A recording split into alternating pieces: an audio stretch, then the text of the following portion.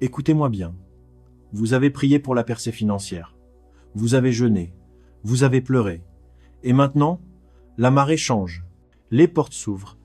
L'argent afflue.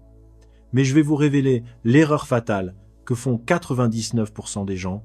Le moment même de votre bénédiction est le moment où le ciel exige votre silence. Pourquoi ? Parce que l'abondance divine n'est pas une fête publique, c'est un moyen test de gestion et une cible pour l'ennemi. Dans cette vidéo, je vais décortiquer le mystère de la richesse silencieuse, comment la protéger de l'envie, pourquoi votre calme est votre plus grande preuve de puissance et comment le divin utilise votre compte en banque pour tester votre humilité. Si vous voulez que cette nouvelle richesse dure et non qu'elle s'évapore, vous devez comprendre cette stratégie sacrée. Préparez-vous à changer votre vision de l'argent. Cliquez sur j'aime si vous êtes prêt à recevoir la prospérité sans l'orgueil et activez la cloche pour ne jamais manquer les stratégies du royaume. C'est parti pour le secret des élus. L'ascension discrète, la stratégie du silence quand la richesse spirituelle se manifeste. Il existe, dans le parcours de toute personne prédestinée, une période de mutation silencieuse, où le destin bascule. Aucune fanfare ne résonne, aucun signe céleste n'éclaire le ciel. Pourtant, une certitude profonde s'installe. La terre aride se met à produire. Les barrières jadis infranchissables s'ouvrent sans effort. Les opportunités que vous chassiez viennent désormais à vous.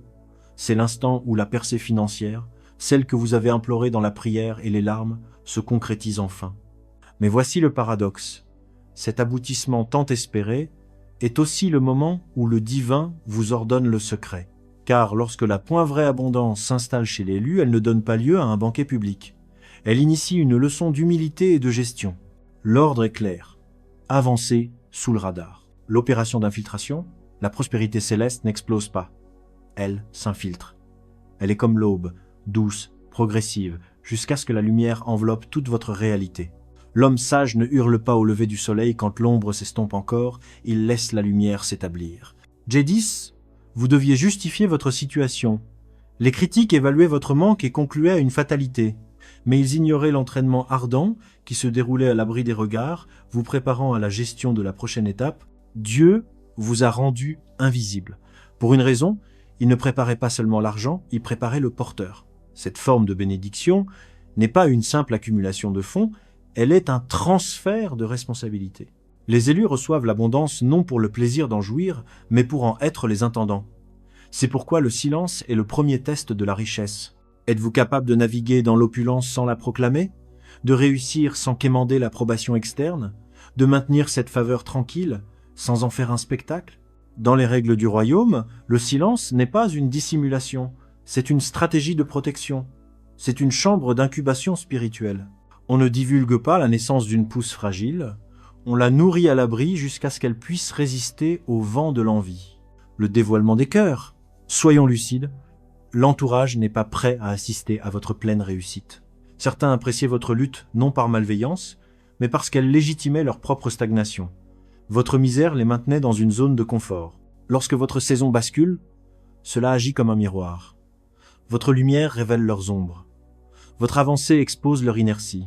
Soudain, les sourires se figent et l'énergie se modifie. C'est la raison pour laquelle l'instruction divine est « Lorsque je te bénis, maintiens le silence ». L'envie de crier victoire, après des années de disette, est naturelle. Mais le moment de la manifestation n'est pas la fin. C'est le début de l'examen. Dieu observe. Votre cœur reste et humble alors que vos mains débordent. Êtes-vous capable de murmurer la gratitude au lieu de rugir la gloire?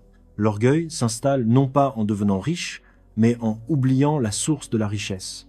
L'attitude de l'élu face à l'argent est singulière. Il ne cherche pas à impressionner ni à se vanter. Il se meut avec la souveraineté d'un noble qui sait que le pouvoir véritable se manifeste par la sérénité. La véritable abondance n'a pas besoin d'être prouvée. Votre calme est votre seule déclaration. Votre discipline est votre seule vitrine. Votre générosité discrète est votre seule gloire. L'argent est un catalyseur. Il ne transforme pas l'individu, il révèle ce qui était caché. S'il y a de l'arrogance, elle explosera. S'il y a de la cupidité, elle grandira. Mais si votre fondation est la reconnaissance, celle-ci multipliera tout ce que vous entreprenez. Si la richesse vous éloigne de la prière, Ce n'est pas une bénédiction, c'est un piège. La croissance en profondeur, le murmure divin n'en parle pas encore, n'est pas motivé par la peur, mais par la nécessité d'une croissance racinaire profonde. Tout arbre qui grandit trop vite est vulnérable à la tempête. Mais lorsque les racines sont calmes, solides, invisibles, l'arbre devient inébranlable. Votre silence est votre terreau. Protégez-le par la prière, non par l'ostentation. Parlez moins, écoutez davantage. C'est dans ces moments de quiétude que le divin distribue les feuilles de route pour la gestion de ce nouveau trésor. Où semer, à qui donner, où investir. Le monde qualifiera cela d'intuition. Vous saurez que c'est une révélation. Jésus se retirait après ces miracles non pour jouir des éloges, mais pour prier. De même, lorsque l'abondance frappe, retirez-vous dans la présence. Laissez les autres applaudir. Vous, restez en communion, car le divin vous a confié une mission, pas seulement des fonds. Est-ce que ce message vous parle? Mettez un 100 dans les commentaires. Si vous comprenez que votre calme est votre pouvoir, l'adversaire ne peut stopper la bénédiction, mais il peut vous détourner de sa gestion, il enverra des alliés qui veulent jouir sans rendre de compte, le discernement devient votre rempart. Toutes les opportunités ne sont pas alignées. Le silence est souvent la meilleure parade. Beaucoup d'élus ont commis l'erreur de crier victoire avant la solidification. La loi spirituelle est implacable. L'énergie suit l'attention. En braquant les projecteurs sur ce qui est sacré, vous attirez des forces incompatibles. Les sages construisent dans le silence et laissent les résultats parler en temps voulu. Le test ultime, rester ancré. Une paix sacrée entoure la prospérité véritable. Ce n'est pas le bruit de l'étalage, mais la sérénité de celui qui se souvient. Le souvenir des années de manque, des larmes et des prières vous garde ancré. Le danger n'est pas d'avoir trop, mais de oublier. L'argent est un point test déguisé, c'est la question divine. Peux-tu gérer cela sans perdre notre connexion? La richesse qui vous éloigne de la prière est un piège. La richesse qui vous rend plus généreux, humble et reconnaissant est la vraie prospérité. Le confort est un anesthésiant. Il éteint l'urgence de la prière, du jeûne et de la quête. C'est là que naît la pauvreté spirituelle. Le portefeuille est plein, mais l'âme est vide. La chute ne vient pas de la cupidité, mais de l'amnésie. Votre prospérité est un début de mission. Elle est là pour financer un impact, concrétiser une vision. La clé de la durée est l'humilité. Traiter l'argent comme une substance sacrée, non clinquante. La sagesse du recueillement, le silence n'est pas une absence. C'est un alignement. Ce n'est pas la peur. C'est la concentration. C'est pas une faiblesse. C'est la sagesse. Lorsque l'abondance frappe, la première étape est le retour à votre lieu secret. Remerciez en privé. Demandez les instructions avant de chercher la compagnie, car c'est là que le plan vous est révélé. Le monde voit l'édifice, le ciel voit les fondations. Certaines bénédictions s'épanouissent au soleil, d'autres grandissent à l'ombre. La vraie richesse divine commence dans le noir, par l'obéissance invisible, le sacrifice inaperçu. Vous avez été fidèle sans spectateur. C'est pour cela que vous êtes désormais digne de confiance. Le silence qui a protégé votre graine doit protéger votre récolte. Entrez dans l'abondance en protégeant votre énergie, vos frontières et vos discussions. La richesse émet une fréquence. Déplacez-vous avec grâce et humilité. Lorsque l'on vous interroge sur votre succès, souriez et dites « c'est une grâce divine ». Vous n'avez aucune explication à fournir à ceux qui doutaient. Vos résultats sont votre seule révélation. L'épreuve de l'intendance, ce n'est pas l'argent qui vous rendra puissant, c'est votre discipline. Le monde confond richesse et liberté, le ciel associe sagesse et liberté. Vous pouvez être millionnaire et esclave de l'avidité et de la comparaison. La prospérité céleste ne se mesure pas à la possession, mais à ce que vous portez intérieurement. Restez modeste devant la source. Que la gratitude soit votre langage, que l'humilité soit votre aura. Construisez dans le silence, semez avec intention, donnez dans le secret. Un jour, votre fruit sera indéniable, et ceux qui se moquaient de vos prières observeront votre moisson, non comme des juges, mais comme des élèves. À cet instant, vous comprendrez pourquoi le silence fut exigé. Il a protégé votre bénédiction jusqu'à ce qu'elle soit inébranlable.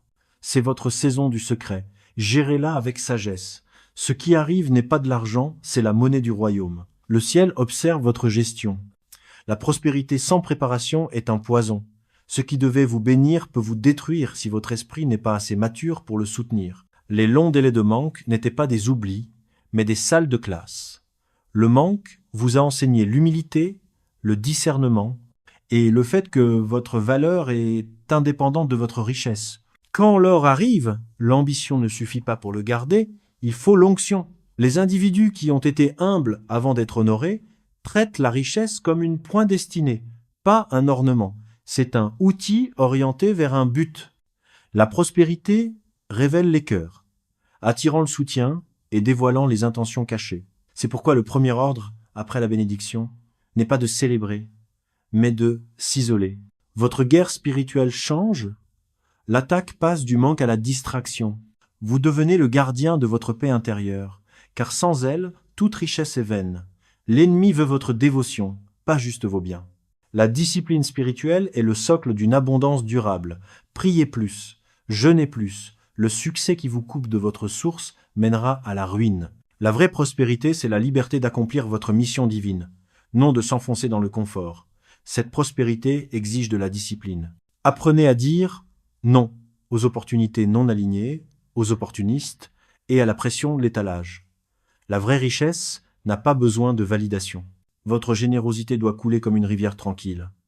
Donner n'est pas perdre, c'est multiplier par la foi.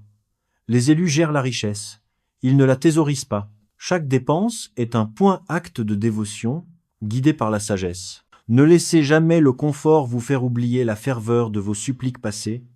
La pauvreté spirituelle commence quand l'âme se vide. La chute des fortunés commence par l'oubli. La richesse est le début d'une mission. Elle est là pour impacter, concrétiser, aider. Le vrai test de la prospérité n'est pas est-ce que Dieu peut te le donner, mais est-ce que Dieu peut te faire confiance avec cela? Ceux qui réussissent ne deviennent pas seulement riches, ils deviennent des maîtres. La bataille n'est pas de gagner l'argent, mais de le garder. La richesse sans sagesse s'évapore. Entraînez votre esprit à voir l'argent comme un moyen, non un maître. Votre cœur doit intégrer que donner ne vous diminue pas, cela vous définit. Finalement, vous réaliserez que vous êtes devenu le miracle que vous suppliez jadis. Vous bénirez les autres, soutiendrez des rêves. C'est là que vous comprendrez l'attente. Il vous préparait à la bénédiction. L'humilité est votre ultime bouclier. Ne prenez jamais le crédit de ce que le ciel a orchestré. Le silence n'a jamais été fait pour masquer votre bénédiction. Il a été conçu pour la protéger jusqu'à ce qu'elle devienne inébranlable. Action immédiate. Si vous avez décidé d'entrer dans votre saison d'abondance avec humilité, écrivez silence dans les commentaires. Partagez ce message à une personne qui vient de connaître une percée et qui risque de trop parler. Et pour aller plus loin et comprendre comment Dieu vous prépare dans les saisons de manque, cliquez sur le lien dans la description vers ma vidéo.